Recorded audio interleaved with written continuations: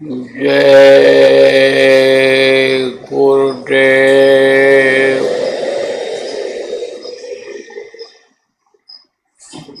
जय गुरुदेव। जय गुरुदेव। जय गुरुदेव नाम किसका। जय गुरुदेव नाम किसका। प्रभु का पावन नाम।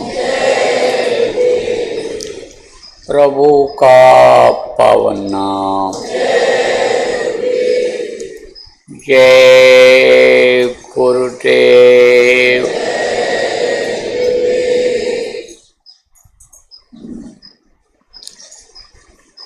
सर्वसमर्थ सर्वत्र अस्मरणीय दाता दयाल दीन बंधु कृपा निधान परम पूज्य गुरु जी महाराज, उपस्थित सभी साधक सत्संगी भाई बहन, नए नामदानी बच्चियों और बच्चियों,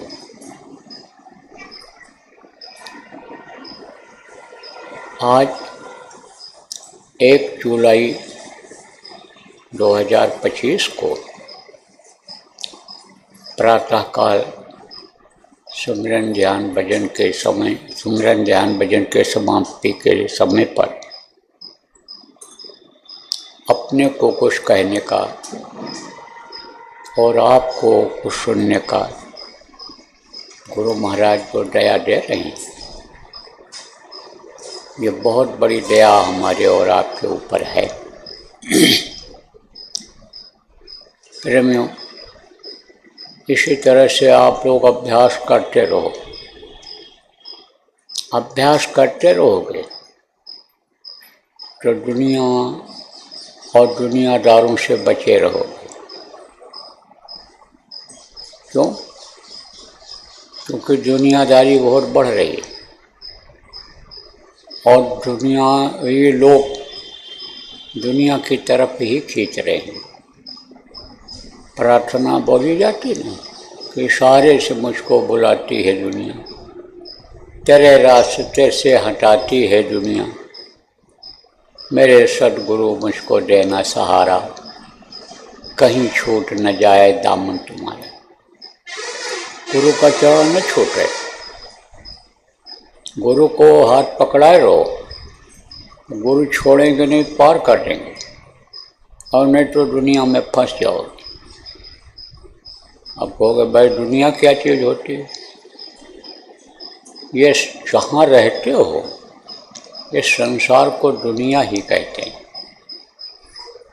इसमें जो जीव रहते हैं संसारी कहते हैं। यहाँ दुख पैदा होता है, उपजता है, बढ़ता है, और दुख ही जीवन में लगा रहता है, दुख ही में आदमी चला जाता है। यह है संसार। जब से जीव भया संसारी, फिरे काल के फेरे। जब से संसार लोग चाहने लगे, संसारी वस्तुओं को लोग चाहने लगे, तब से काल के फेरे में फंस गए। तो दुनिया किसको कहते हैं?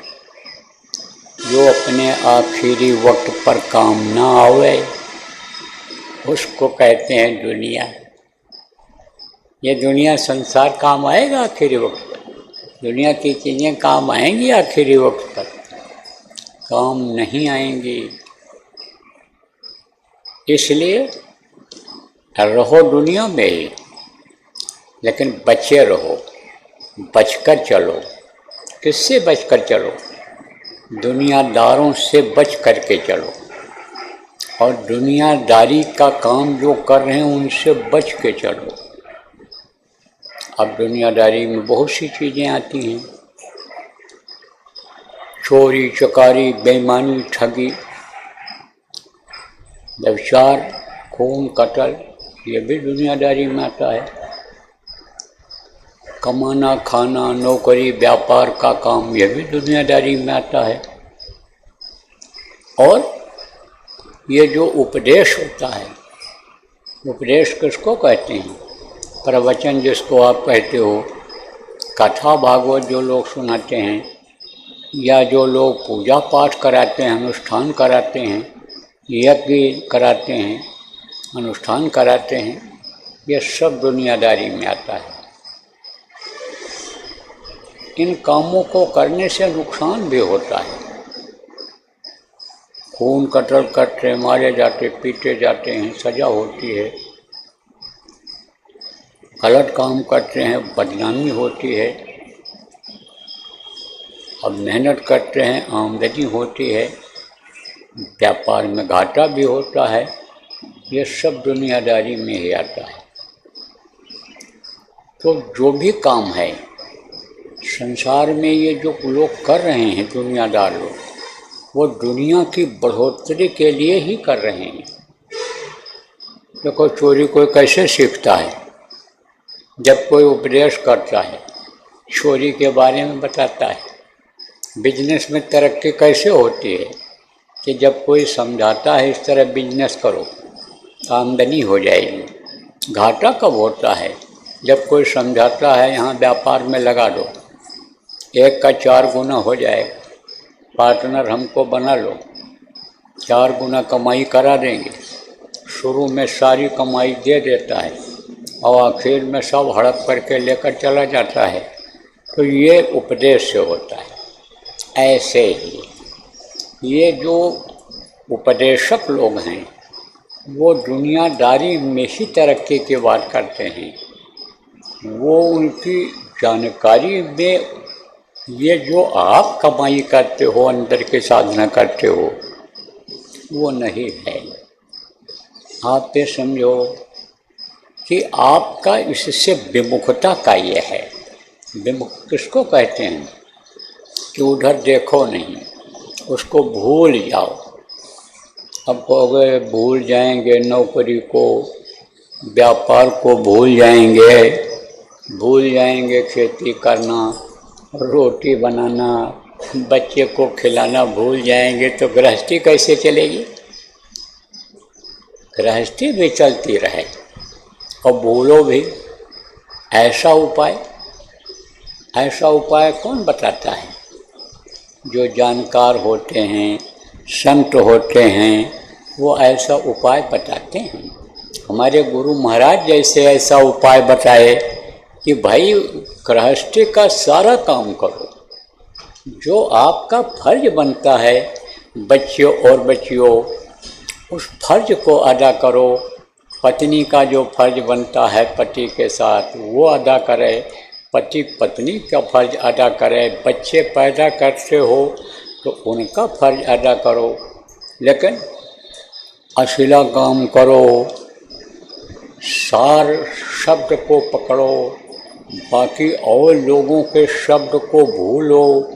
जो अभी तक धार्मिक भावना भरने वाले लोग आपको सुनाए कि जिससे दुनिया की चीज़ें आपको मिली, दुनिया की चीज़ों में आप फंसे, उसको भूलो।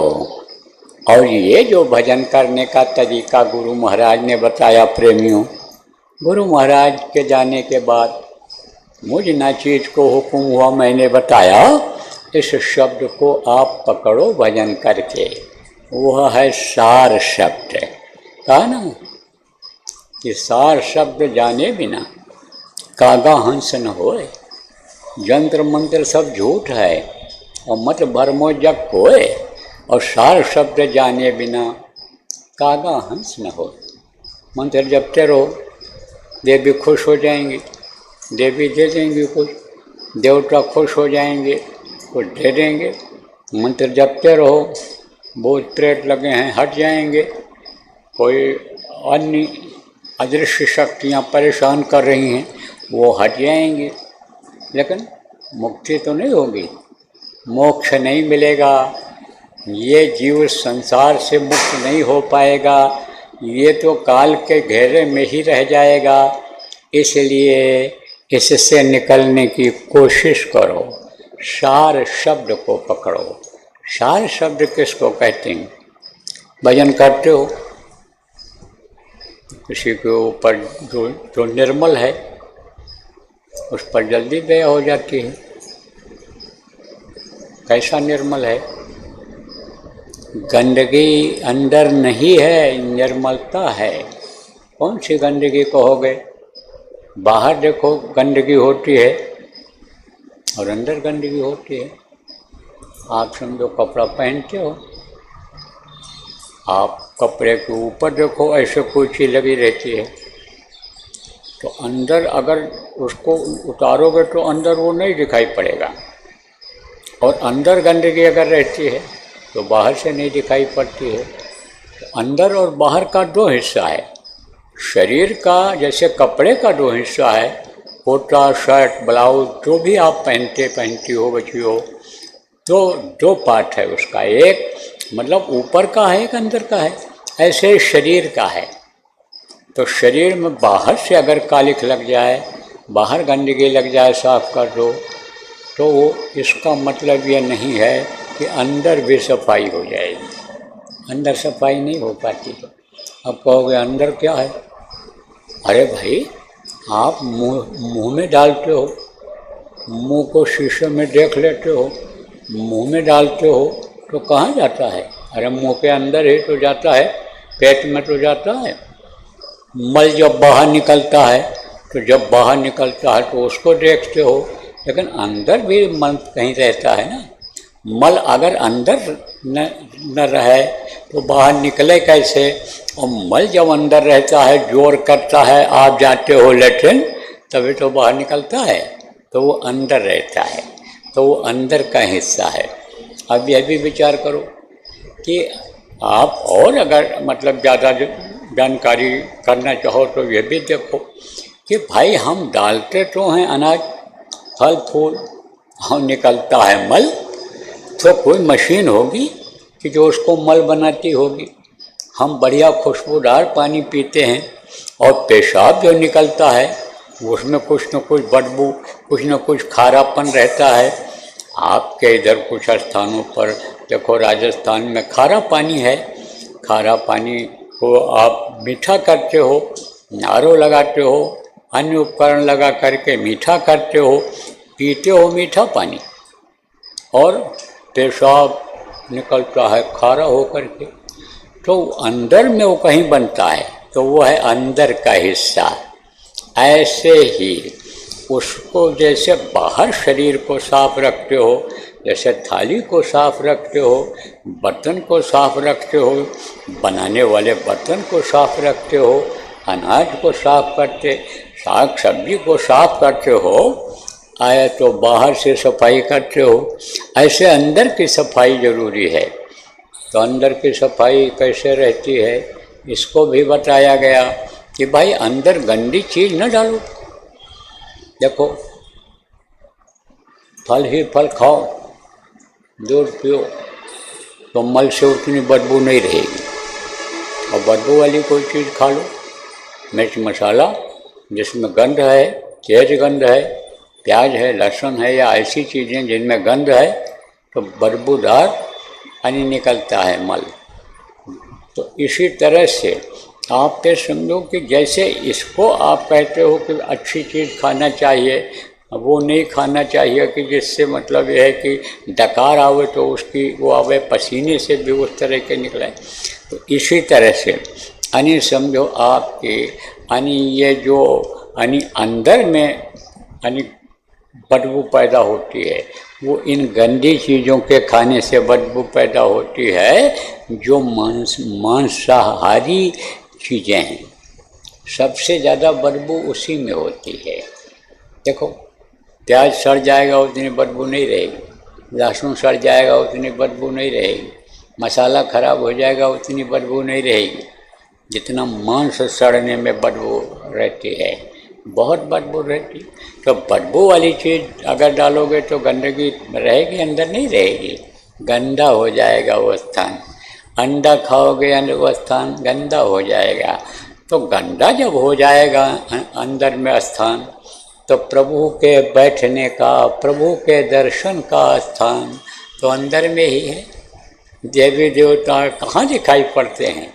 अरे कोई किसी को मान्यता भले दे दे, फोटो को मान्यता भले दे दे, मिट्टी पत्थर की मूर्ति को मान्यता भले दे दे कि ये शंकर जी हैं, ये दुर्गा जी हैं, राम भगवान हैं, ये कृष्ण भगवान हैं, उनको मान्यता भले दे दे, लेकिन सच बात तो ये है कि भगवान इनकी, भगवान की जिनको भगवान कहते हो आप, उनकी मूर्ति है वो रूप उनका नहीं है। चार आदमी अगर एक मूर्ति को बनावें तो कुछ न कुछ फर्क हो जाएगा, फर्क जरूर हो जाता है, और जबकि वो एक ही तरह के हैं। तो वो कहाँ दिखाई पड़ते हैं? अंदर में दिखाई पड़ते हैं, अंदर में। देखो दुनियादारों की ही बात कर रहा हूँ, पूजा पाठ जब करते हैं, जमीन को लीपते हैं, गोबर से उसको लीपते हैं, गोबर को पवित्र माना जाता है। गाय का गोबर लाते हैं, क्यों लाते हैं? कि गाय का हर चीज़ आप पे समझो पवित्र होता है और फायदेमंद होता है। अब तो गाय को ही लोग खा जा रहे हैं, गाय को ही खा जा रहे हैं।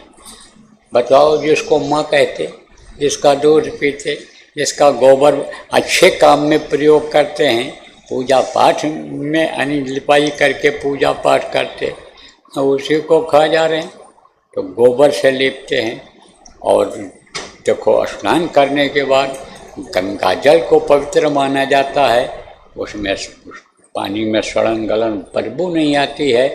इन पानी में कीड़े आ जाते हैं, इन कीड़ों में गंदगी इन पानियों में गंदगी रहती है, वो निर्मल जल रहता है, वो शुद्ध माना जाता है। गंगा जल से शरीर को मंत्र के द्वारा पवित्र करते हैं। तो क्यों करते हैं? कि जैसे से देवता को हम जब बुलावें तो देवता यहाँ आवें, और देवता यहाँ आकर के जो हम उनको खिला रहे हैं उनका भोजन, वो खुश हों, और खुश हो करके हमको मनमानी मुँह मांगी चीज़ दें, जो हम मांगें वो हमको दें।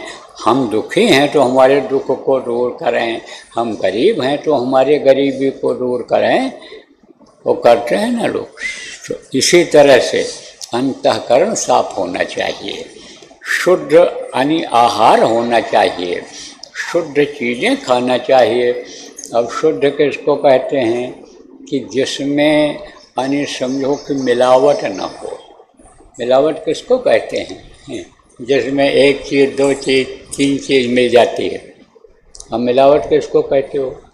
और मिलावट किसको कहा जाता है? देखो, मिलावट का मतलब हम समझाते हैं आपको। जैसे आप मेहनत की कमाई करो, कि व्यापार में जो हमारा मुनाफा होता है, जो ऋषि मुनियों ने नियम बना दिया कि इतना समझो कि इसमें आप ले सकते हो, इतना मुनाफा ले सकते हो, और मुनाफा में से भी इतना परसेंट 10% बताया गया था, शुरू से चल रहा है। मुनाफे का 10वां अंश, जिसको बरकत सेवा मुसलमान फ़कीरों ने बताया है, तो बरकत सेवा वो भी निकालते रहो, वो बाकी शुद्ध रहेगा, वो मिलावट नहीं रहेगा। शुद्ध किसको कहते हैं? जिसमें मिलावट ना हो। और अगर आप पे समझो कि एक का 4 गुना मुनाफा ले लिया, 1000 रुपया फीस है और 4000 रुपया फीस ले लिया, आप पे समझो 2 रुपये की दवाई है और चोट दर्द कर रहा है, देख करके मौका अच्छा है और दुकान पर कहीं मिलेगा नहीं, दुकानें बंद हो गई, तो 10 रुपये की दवा, 10 रुपये की पट्टी, 2 रुपये की सुई की कीमत 50 रुपया 100 रुपया ले लो, और उसी को लाओ, उसमें मिलाओ। किस में मिलाओ? जो आपने मेहनत का कमाया। तो मिलावट हो गया कि नहीं हो गया? मिलावट हो गया। तो अब आपको मैं बता रहा था कि जिसको आप ये समझो कि जो अपना शुद्ध खाता है, मिलावट नहीं खाता है, अंतःकरण को साफ रखता है, वहाँ ऐसी चीज़ों को नहीं डालता है, खाता उसका उपयोग नहीं करता है, उसके अंदर में वो गुरु की दया जल्दी उतरती है, उसको साफ सुनाई पड़ जाता है।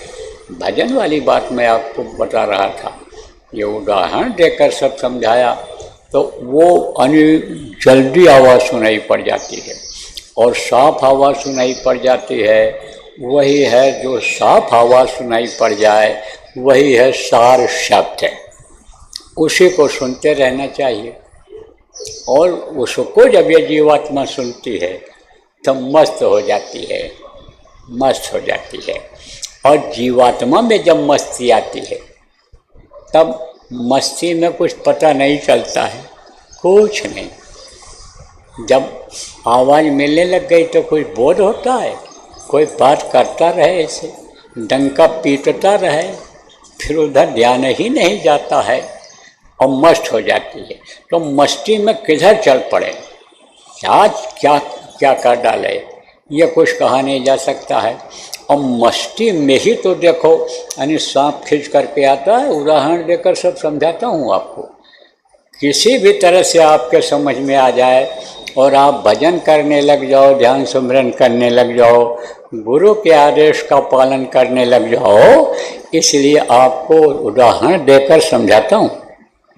जब बीन बजाता है, कौन बीन बजाता है? सपेरा।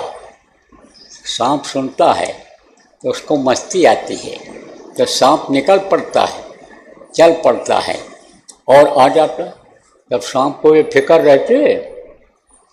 सांप को फिक्र नहीं रहती है कि हम मरेंगे कि जिएंगे।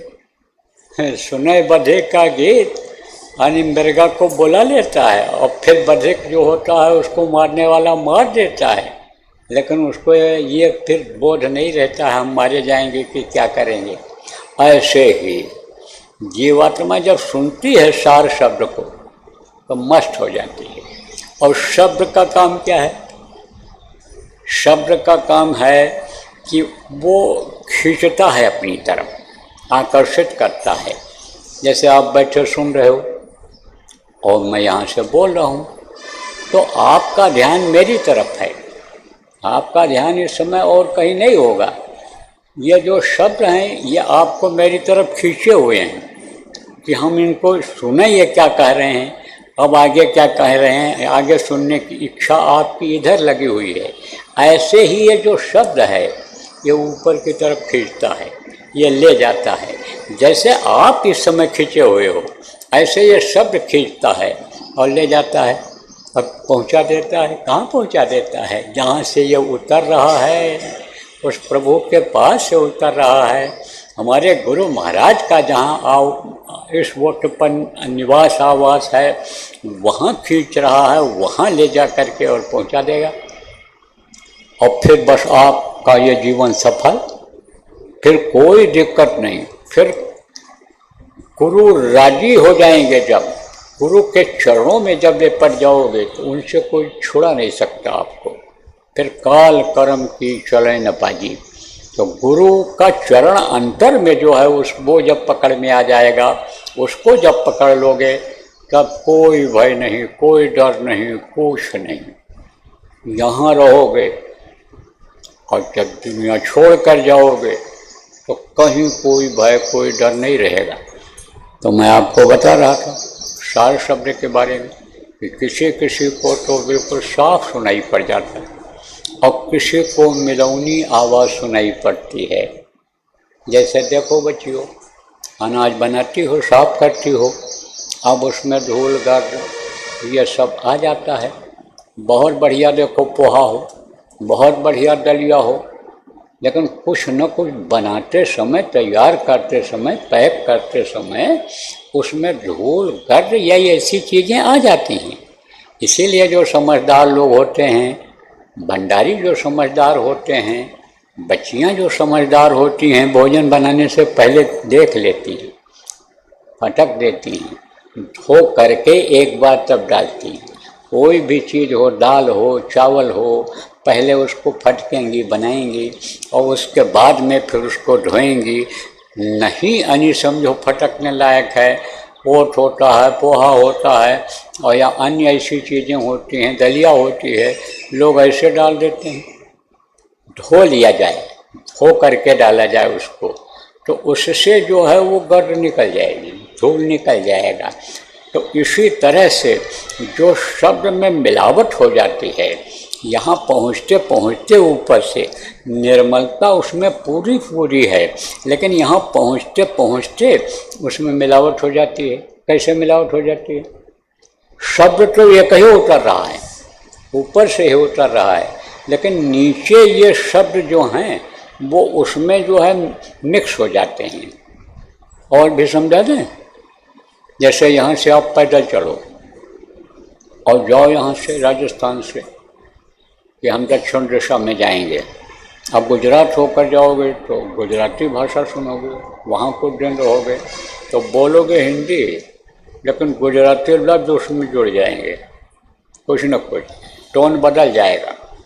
फिर महाराष्ट्र में जाओगे, वहाँ कुछ दिन रहोगे तो वहाँ बोली सुनते सुनते ही बोलोगे हिंदी, लेकिन वो वहाँ की भाषा मिक्स हो जाएगी, वहाँ का टोन आ जाएगा बोलने का। टोन का मतलब क्या होता है?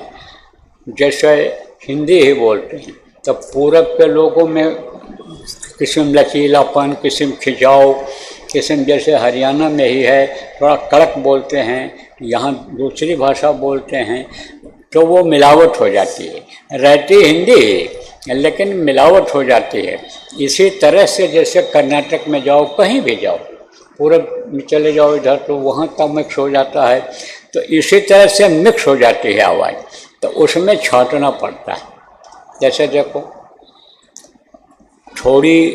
थोड़ी सी जो है वो उसमें भाषा आ जाए गुजराती, गुजरात में जाओ और आप हिंदी जानते हो, यहाँ की बोलते, तो जब वो कोई बोलने लगेगा तो छांटोगे कि नहीं छांटोगे? इसका मतलब ये क्या कह रहा है, इसका मतलब क्या हुआ, उधर ध्यान आपका जाता है।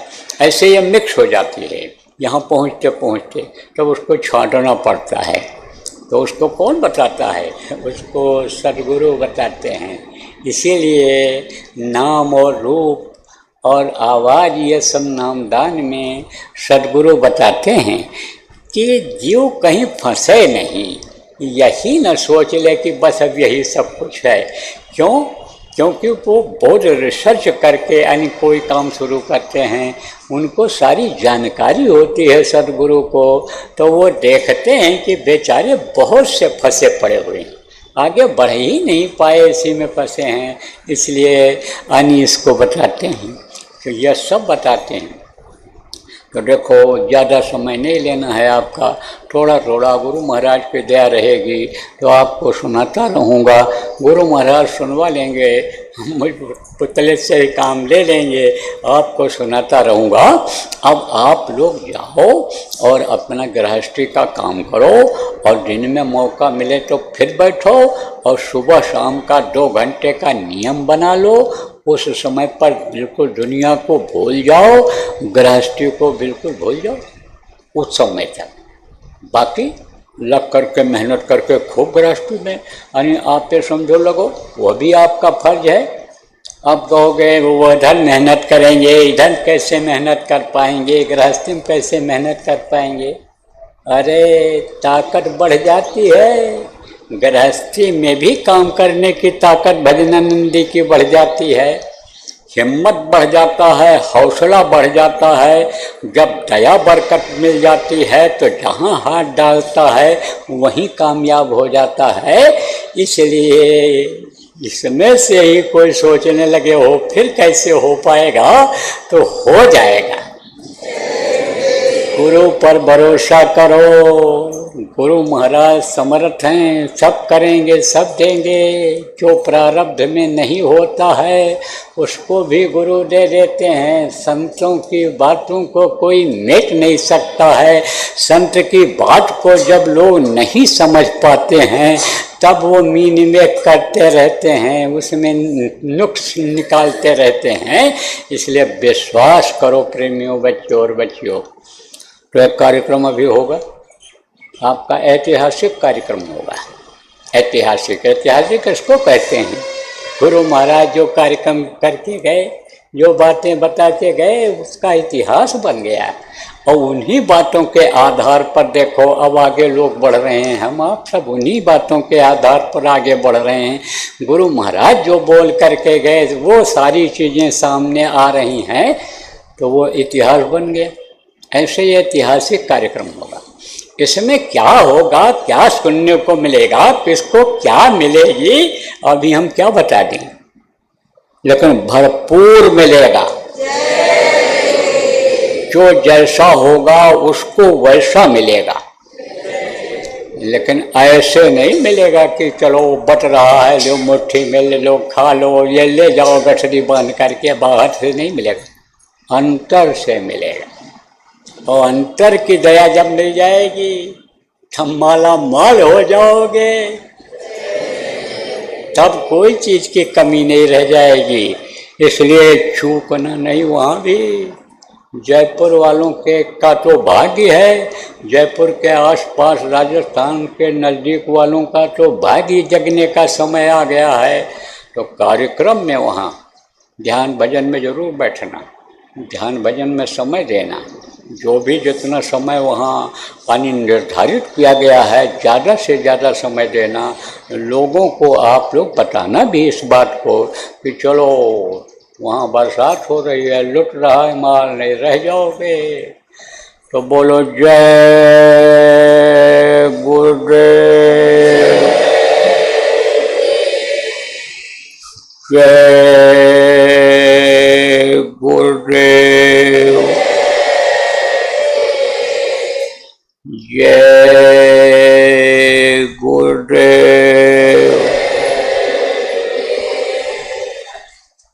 जय गुरुदेव, जय गुरुदेव, जय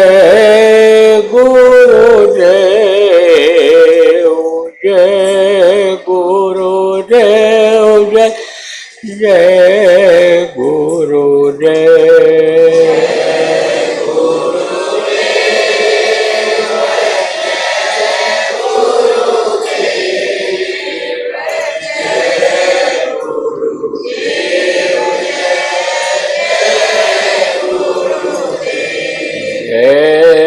जय गुरुदेव, जय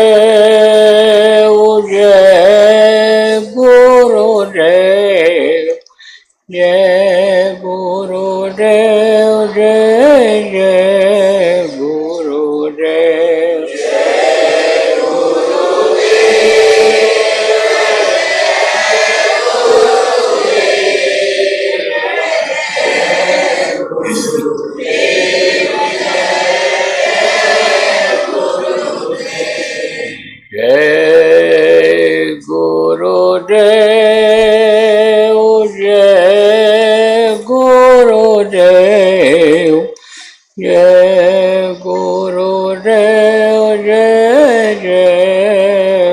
जय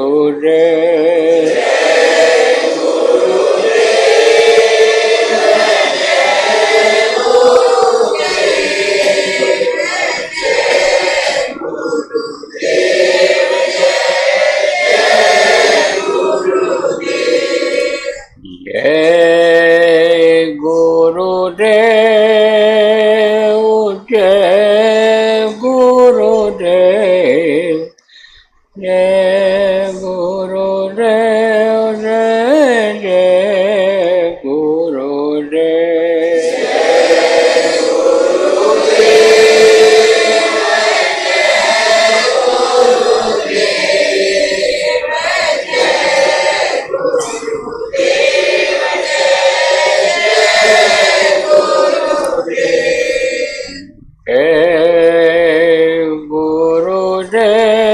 गुरुदेव, जय